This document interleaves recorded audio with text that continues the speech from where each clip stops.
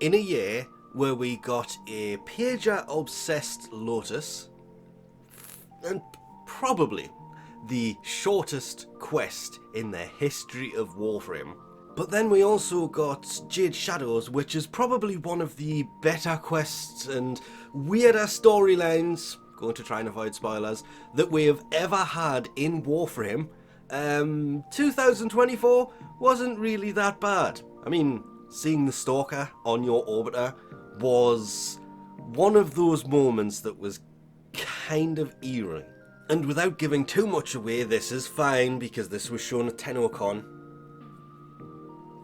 The Hex quest for Warframe 1999 did bring some very, very interestingness to it.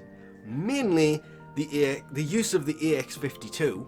It was the first time we saw it in use, though at this point this was already in the hands of players. As well as, don't forget, Kume and the Five Fates. That update had a lot in it. It wasn't really an amazing amount of things to do, but it still had a lot in it, introducing this shrine thing where you can basically go and it's also a shop. There has been a fair few things actually added in 2024, or at least the end of 2024. No, I didn't really forget about it, but there was also technically Abyss of Jade of Dagath, Dante Unbound, that came in March. That, I actually liked that update. That brought a lot of new things that were fun to use, as well as, well, let's not sugarcoat it, it will be available in March. The 11-year anniversary weapon, the Dex Nana. Don't get me wrong here. The Dex Nana was not an amazing, game-breaking, enemy-slaying with one-shot melee weapon, but what it was a Dex weapon.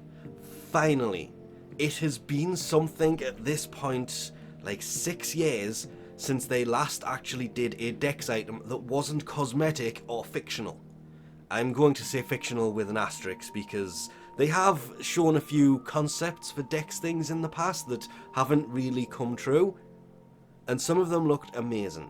The Dex Nana, 11-year anniversary item, and it was actually usable. In at number 4, the Higa. This thing, it's only really on here because the alternate fire mode of it, it's not the alternate fire mode. When you aim down scope on it, it creates a shield in front of you that makes this thing great at defense and offense all at the same time. Plus, kills while it's blocked, charge a beam that is its alternate fire mode, making this thing quite a good burst fire weapon. And that's something I never thought I would say, because burst fire weapons can be kind of annoying because they do tend to have a ton of recoil to them. This thing wasn't so bad. Plus, signature weapon of Kome, this was actually fairly easy to get a hold of. Did a nice amount of damage when modded, because its base 26 damage is not really that much, but at least it had the slash proc on there that made it kind of useful. At number 3, Jade's signature melee weapon. I mean, we've all had it. Hate dropping like crazy every time the Stalker turns up. It's one of those weapons, you never really use it, it's just there. And then they released Harmony, Jade's version of Hate. And this thing, I'm still using it now. It wasn't massively impressive. It's not, again, game-breaking melee that is absolutely amazing, but what it was a 1.08 attack speed with 20% crit and 36% status. As forementioned at the beginning of this, in at number 2, the AX-52. The only way to get a hold of this was to have watched TennoCon 2024. Since then, everybody expected Barrow to bring it, and then they went and threw it behind the Hex Syndicate. The only way to get a hold of this is to actually level up the Syndicate and get a hold of the blueprint for it from, I believe Amir has it, don't quote me on that one. And I won't be showing footage of that because technically, you know, spoilers. This, I was actually amazed with this thing. I was, after last year's Godfa Prime, I believe it was, wasn't really expecting much. I would still much rather take a Godfa Prime, don't get me wrong on this one, but the AX-52 actually turned out to be a pretty decent weapon.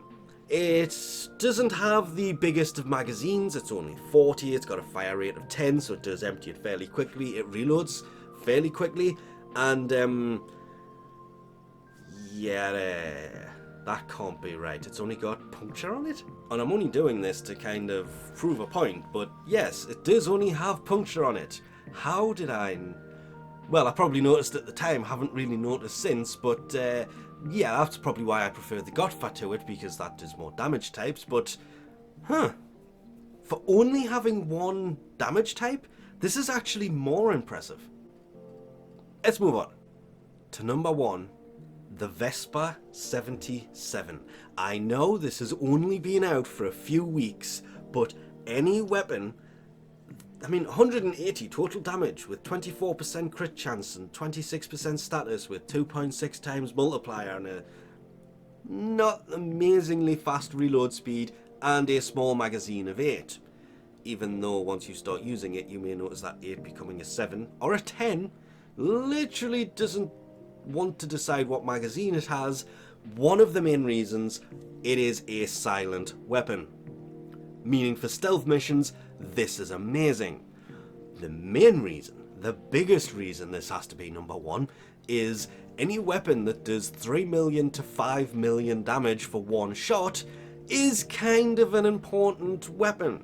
This thing is, to quote its own entry here, it's a true masterpiece of Holvanian engineering, because that laser sight that highlights enemy weak points, if you land that shot, which isn't always guaranteed even if you're aiming directly at it, the damage numbers are absolutely insane, because the crit damage multiplier can go through the roof on this thing, and it annihilated everything else that came out in 2024 because it does so much damage. It just had to be number... To be fair, if it wasn't for this, I probably would have even forgotten to make this video this year. Because it's not like we got a lot of stuff, and I don't really like putting primes on these lists because primes are usually, the Godfire was an exception, reworked versions of pre-existing weaponry. Agree with the list or not? The Vespa 77, it could be more of a honeymoon period. It's just come out, it's still amazing. All of the bad sides of it haven't really come to light yet. They may also completely annihilate it when they come back to work on the 10th of January, but until then, it's gotta be. Do you agree or not? Let us know your top 5 weapons of 2024 in the comments section below. But with that, we'll leave this off here. Thanks for watching, and I'll catch you next time.